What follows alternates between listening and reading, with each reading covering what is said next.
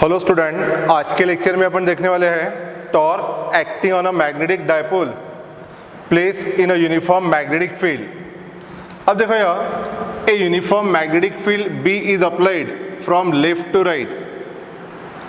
Uniform magnetic field is applied from left to right और strength of a magnetic field है B.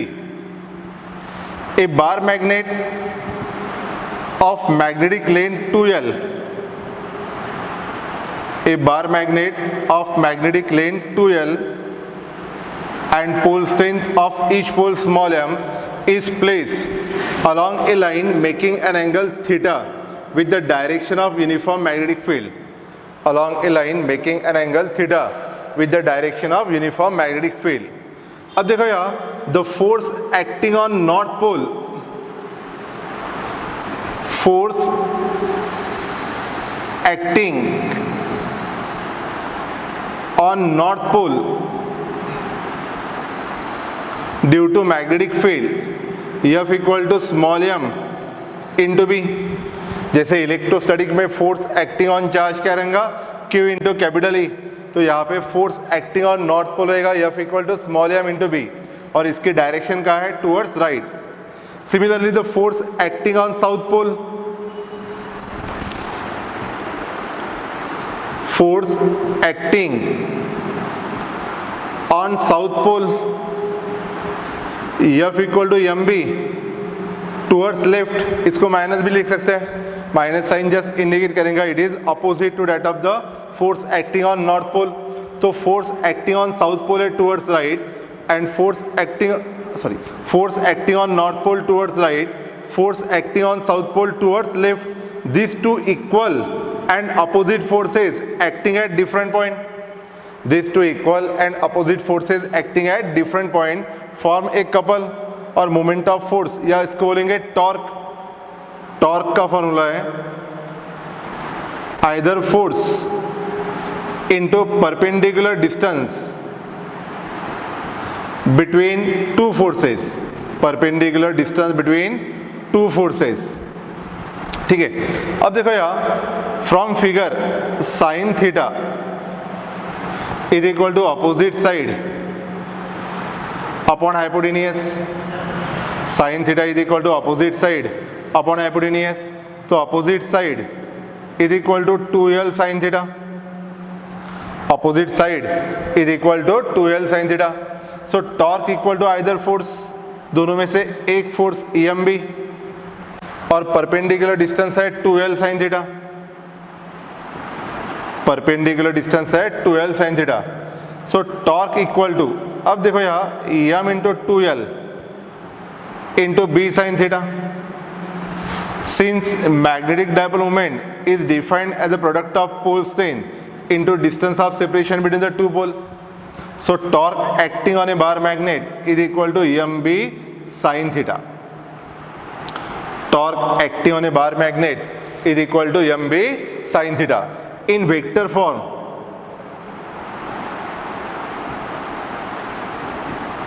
Torque vector is equal to m vector cross b vector।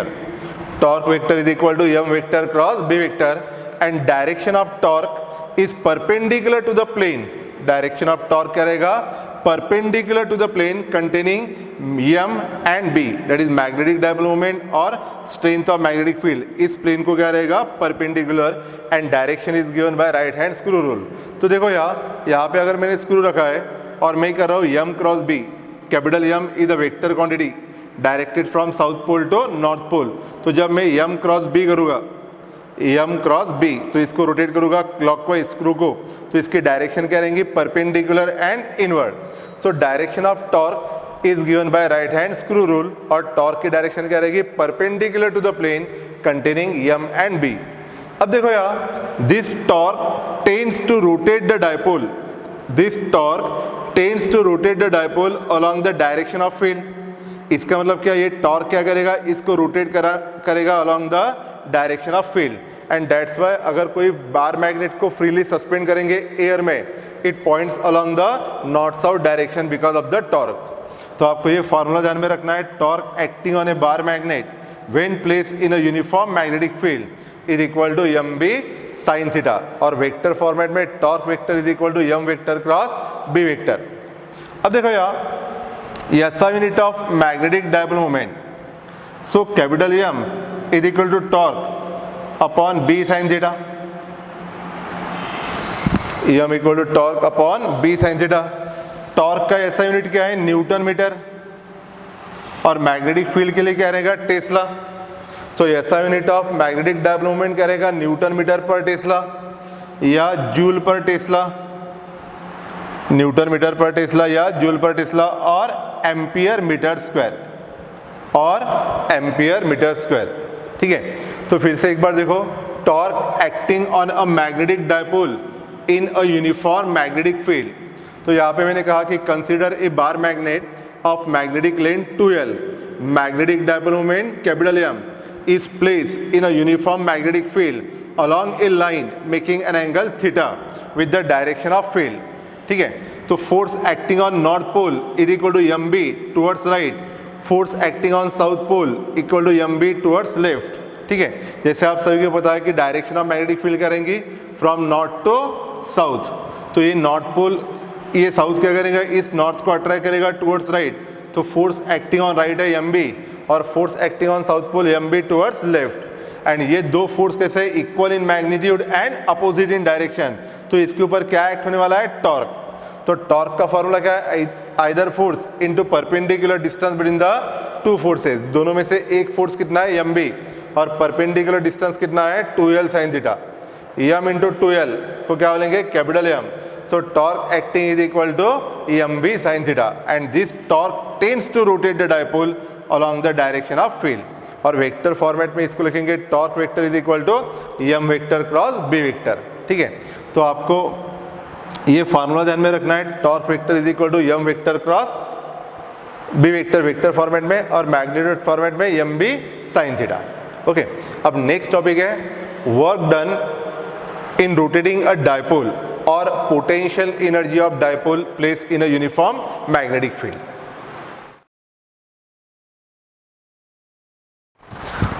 Next है potential energy of magnetic dipole in a uniform magnetic field. तो देखो यहाँ, a bar magnet of magnetic moment m place in a uniform magnetic field b, ठीक है, along a line making an angle theta with the direction of field। So torque acting on dipole, torque acting on magnetic dipole is given by torque acting equal to mb sin theta, torque acting is equal to mb sin theta। This torque tends to rotate the dipole, this torque tends to rotate the dipole along the direction of the field। Okay, अब देखो यार, suppose A dipole is rotated anti clockwise through a small angle D theta, dipole rotated anti clockwise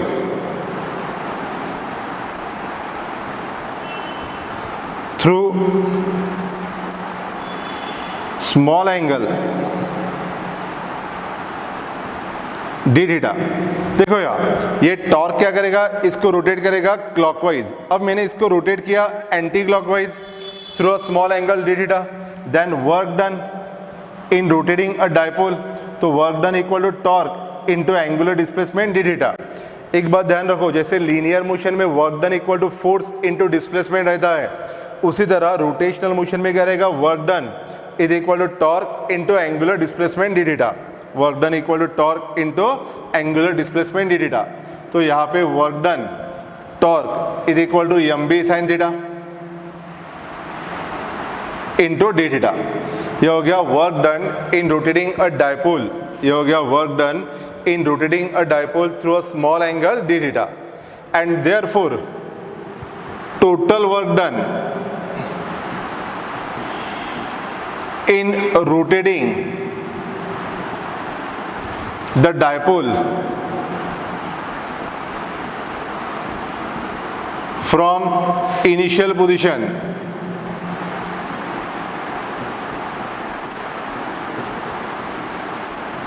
theta 1 to final position theta 2 is obtained by total work done equal to integration of work done for small angle d theta. देखो अगर इसको मैंने rotate किया from initial position theta 1 to final position theta 2, then total work done can be obtain by integration from theta 1 to theta 2. किसका integration किया? Work done का. तो यहाँ पे integration from theta 1 to theta 2 work done equal to M B sine theta into d theta. अब देखो यहाँ magnetic dipole moment constant है, strength of the magnetic field भी कांस्टेंट है, और integration of sine theta d theta is equal to minus cos theta, और integration की value from theta 1 to theta 2.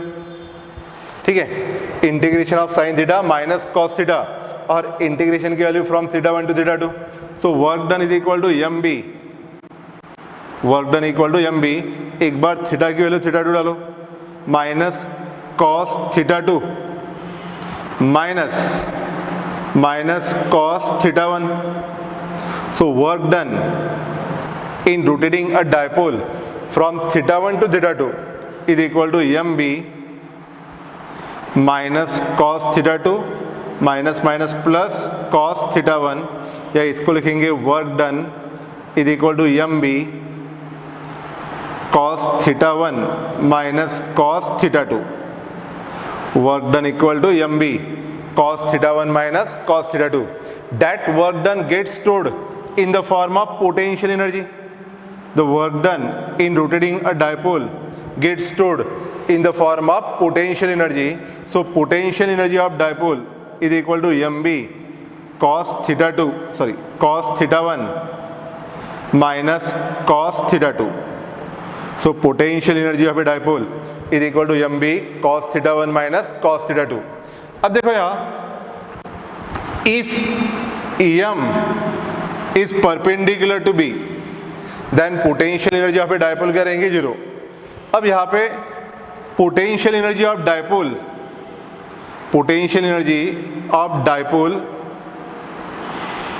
Eight any position theta is given by, तो यहाँ पे theta 1 equal to लेंगे 90 degree और theta 2 equal to theta, then potential energy is equal to M B, potential energy equal to M B cos 90 minus cos theta. So cos 90 equal to 0, तो potential energy equal to M B 0 minus cos theta. So potential energy is equal to minus M B cos theta.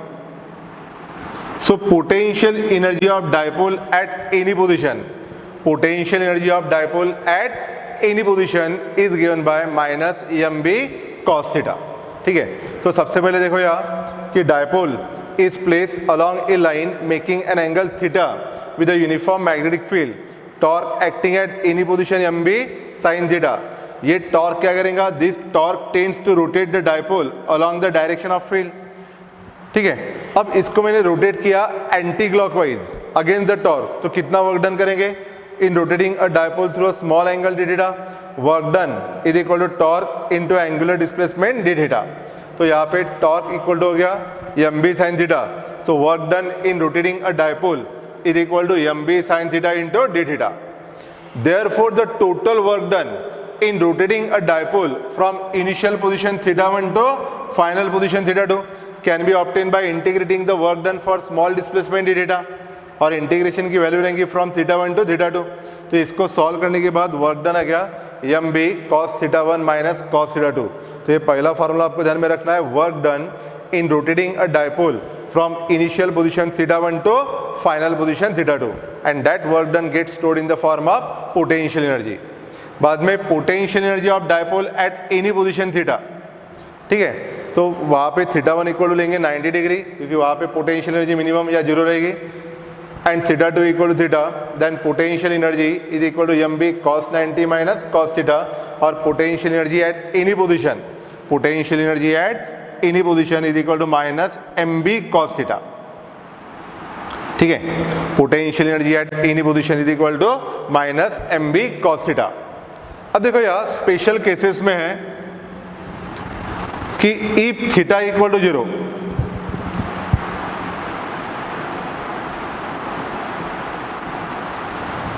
अगर theta क्या है 0, मतलब dipole ये parallel to field है, theta क्या है 0, dipole क्या है parallel to field, then potential energy minus M B cos 0, so potential energy minus M B, और ये पोटेंशियल एनर्जी क्या है मिनिमम है, एंड इस पोजीशन को क्या बोलेंगे स्टेबल इक्विलिब्रियम।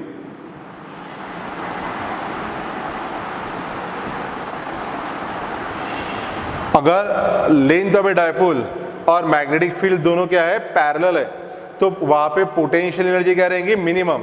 अब जब पोटेंशियल एनर्जी मिनिमम है उस कंडीशन को क्या बोलेंगे स्टेबल इक्विलिब्रियम। क्या बोलेंगे स्टेबल इक्विलिब्रियम।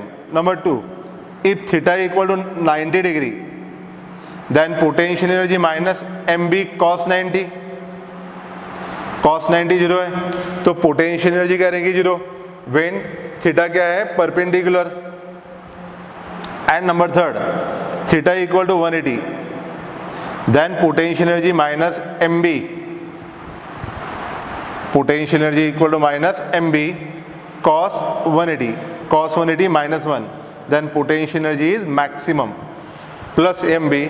और इस जब पोटेंशियल एनर्जी मैक्सिमम रहेंगी इसको बोलेंगे अनस्टेबल इक्विलिब्रियम, अनस्टेबल इक्विलिब्रियम। तो पोटेंशियल एनर्जी मिनिमम है उसको बोलेंगे स्टेबल इक्विलिब्रियम, और पोटेंशियल एनर्जी मैक्सिमम है we call it's as the unstable equilibrium.